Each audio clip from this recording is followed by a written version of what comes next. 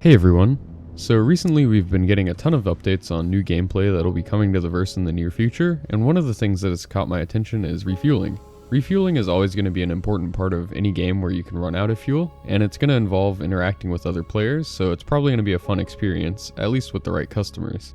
So I wanted to take a look at the ship that is going to be the first vehicle with the ability to refuel other ships, the MISC Starfarer. Before we get started though, if you enjoy this video and you want to help me out, you can do that by hitting the like or subscribe button, and if you really want to support the channel, you can do so by hitting that join button. Thanks! Alright, so what you've been seeing here is me taking advantage of one of the downsides of the Starfarer's interesting, we'll say, layout.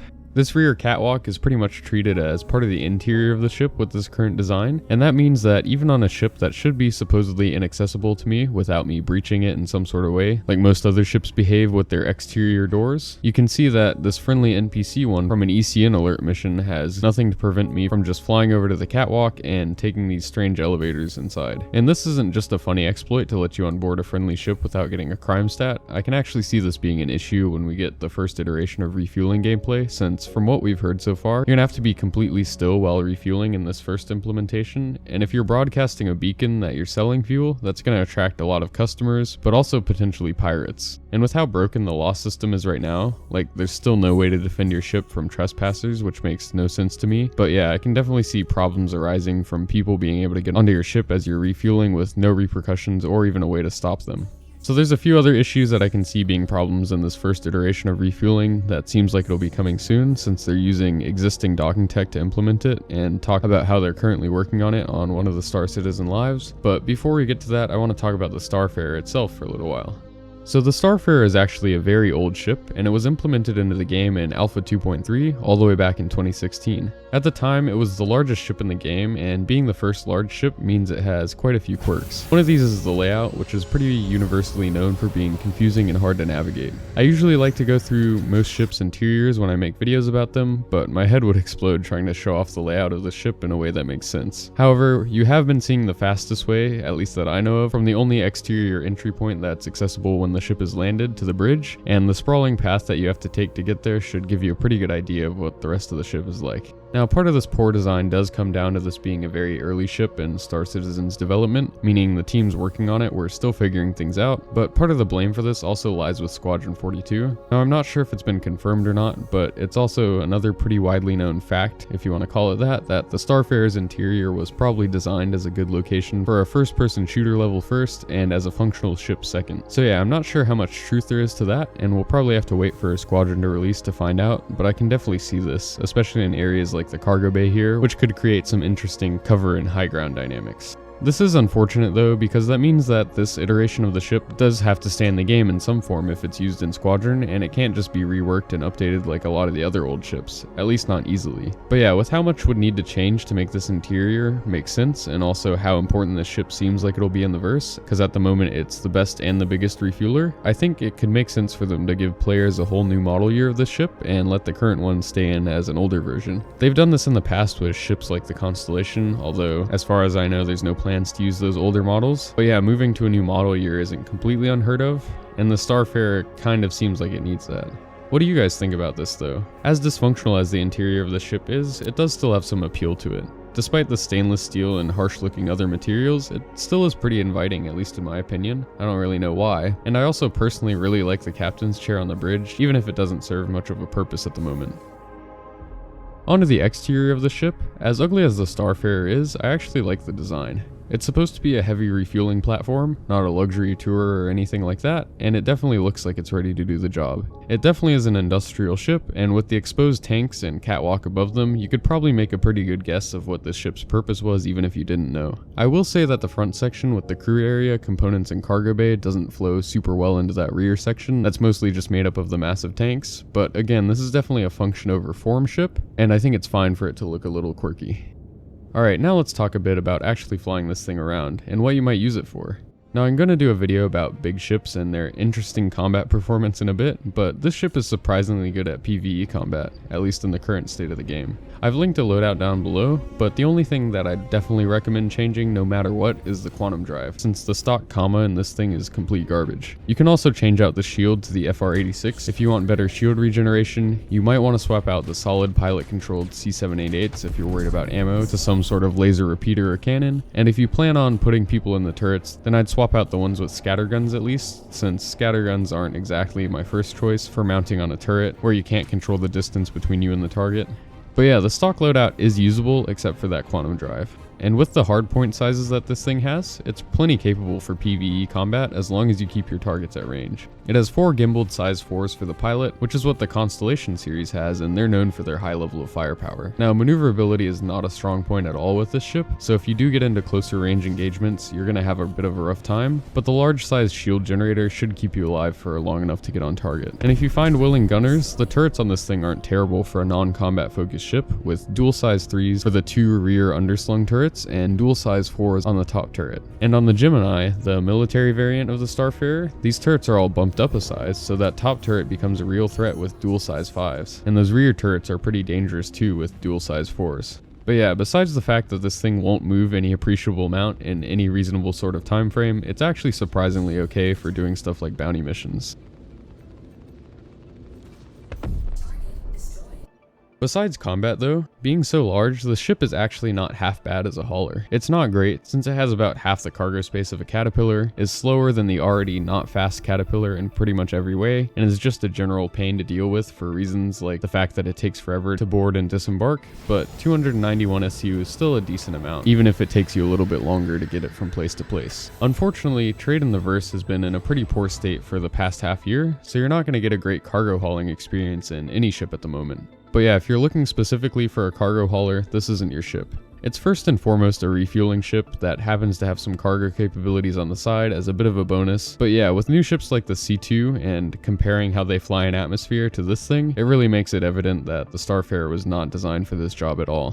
Speaking of the C2, let's talk about the vehicle carrying capability. Now, all of the same flight characteristics do detract from the Starfarer in this area as well, but its cargo bay is actually very well suited for vehicles. Before the C2 was in game, I'd say this was one of the best ships for the job. It can't fit a Nova tank or a ballista, so that's one point against it, but it can fit everything else. Cyclones, rocks, Ursas, dragonflies, they all fit in here quite well, and before the recent elevator fix, having a ramp to use made this a much more reliable experience, even than bigger ships like the 890 that came after it. So you can fit quite a few vehicles in here, and another perk is you even have space for their drivers to sit during flight. Along the front wall of the cargo bay are a ton of drop seats, making this a surprisingly good troop carrying ship with space for 12 in here alone. Also, this cargo bay has space for a few Merlins as well if you wanted to use it for that. You just have to be very careful when you're lining up to go through the bay doors. There's not a ton of room for error, but they do fit. But yeah, even though this ship doesn't carry a ton of cargo in terms of raw SCU, the shape and location of its bay makes it pretty great for carrying vehicles. And if you don't have access to something like a C2, this can definitely get the job done if you don't need to carry a tank. So I've brought this up a little bit before, and while the flight performance definitely makes this an inconvenient ship to fly, it also does a really good job of making this feel like a really big and heavy ship. Now, it's not the biggest flyable ship in the game anymore, but I've flown Carracks, Hammerheads, 890s, and other stuff, and out of all of them, this one feels the biggest and most lumbering when you're in the pilot's seat. That's not necessarily a good thing, especially if you're trying to make a precision landing or do something quickly, but if that's what you're looking for in a ship, this is the best one for it. People often call the Caterpillar a flying brick, but this is the real flying brick experience. Alright, so that's about all for the Starfarer in-game at the moment, but its main feature isn't even in the game yet. So like I mentioned earlier, even though refueling isn't appearing on the roadmap anywhere right now, I think we're going to be getting it pretty soon. They talked about it on Star Citizen Live a little while ago, as if it had already had significant work done on it, and since they're using the already existing docking system that works pretty well, it seems like they could get it done pretty quickly. And with how much they seem to have nailed down about the details on it already, I am a bit confused as to why it's not on the roadmap anywhere. The only thing that I can think of is that it's potentially going to be ready just in time for a patch, maybe even 3.14, but they don't want to put it down somewhere just to have to pull it back off again later if something goes wrong. Maybe that's being too optimistic, but I think there's a chance that we'll see it sooner rather than later. What do you guys think though? I think refueling will really start to be useful once we get to Pyro, so it doesn't seem like there should be too much rush to get it into game at the moment, but then again they might want to get the bugs worked out now so that it's working well once we get to Pyro. Once we do get refueling gameplay though, the ship will be very useful and very in demand once the verse expands to Pyro. Now they've also been talking lately about rebalancing fuel in general, and a good example of this are the C2 and M2, which both have massive tanks compared to everything else in the verse, and this is because they want to move towards people actually refueling every once in a while and it being a somewhat significant expense, as opposed to the current system where most ships can run out of fuel in an hour or two, and topping them off generally costs less credits than even the paltry payout of a delivery mission. But yeah, however they end up fixing that, I do think the Starfarer will be a pretty profitable ship. First of all, fuel is very important in a game that's all about flying around from place to place, and everyone's gonna need it. Also, just looking at the Starfarer's in-game price, I think this should tell us a lot about its earning potential. With a price tag of 6.6 million credits for the normal variant, it better be profitable to refuel people, because like I discussed earlier, this thing's cargo capability on its own is not worth that much. The leaked prices of both the C2 and M2 are significantly lower than this, at just under 5 million and right over 5 million credits each, and those both have way higher cargo capacities and are great ships to fly. So yeah, I expect the fuel business to be pretty lucrative based on how these prices line up. I think that's a good thing though, because again, you're going to need people willing to refuel others for systems like Pyro to be accessible in a lot of ships, and it's also a gameplay loop that is going to have a lot of player-to-player interaction in one way or another, and that generally makes for fun times.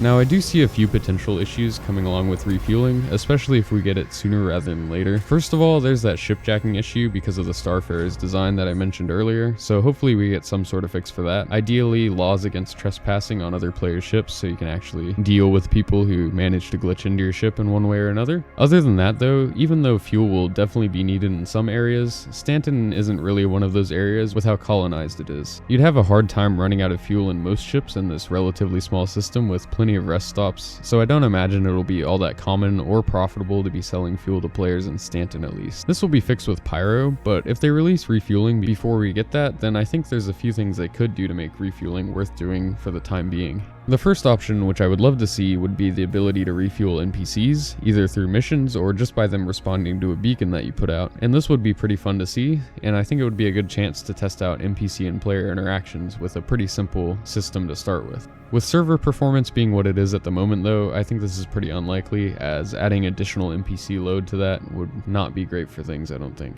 So what I think is a bit more realistic is hopefully being able to sell your excess fuel to stations. Now this relies on them implementing some sort of more in-depth scooping mechanic, since the Starfarer will be able to scoop for hydrogen fuel, but at the moment the way fuel scoops work on ships right now is you basically just drift and wait for them to do their job. That definitely wouldn't make for fun gameplay, and it would also incentivize people to just sit AFK, constantly collecting fuel if it were profitable. So yeah, hopefully scooping fuel on the Starfarer involves a bit of new gameplay. Now the worst case scenario I think is if we don't even get any ability to scoop for fuel in this first iteration and you just have to go buy fuel and then try to sell it to other people. This is a terrible idea with the server stability at the moment, and it would end up being a very frustrating experience, similar to cargo hauling at the moment. Whatever they do with the scooping though, quantum fuel is going to have to be bought either way, since the Starfarer no longer is able to collect or refine it. But yeah, I hope that at least for the hydrogen fuel, you can fill up your tanks in the Starfarer to sell without risking a ton of your credits to do so. What do you guys think though? How do you think this first iteration of refueling will work, and do you think it'll be worth doing beyond the novelty of being able to fill up other people's ships at first? Anyway, so that's all I have for this video. The Starfarer is definitely a unique ship, and while it hasn't been all that useful up until this point, once its main gameplay is implemented, it looks like it's going to be a pretty vital part of the game. Now I want to thank my members Starlit Domina and GreatWatch93. Thank you so much for supporting the channel, and if you guys want to help me out, you can do that by hitting that like and subscribe button, and if you really want to support the channel, you can do so by becoming a member with the join button. I really appreciate all of you. Thanks for watching.